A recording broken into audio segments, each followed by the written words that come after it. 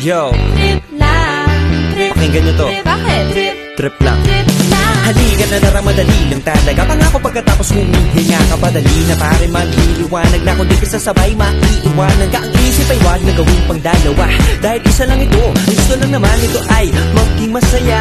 Para di ka mabato ay iwasan mo pag pananatili sa isang lugar. Ibig ko sabihin ay huwag ka papasakop sa takot, wag ka papasakop. Kapag nangate, di ka matito isipin mo. Pinipad sa lahat ng karanasan mo dito sa mundo. Bilang tao, gano'n pa rin hindi nagbago. Pinakamasaya yung di pinlano. Kasi pag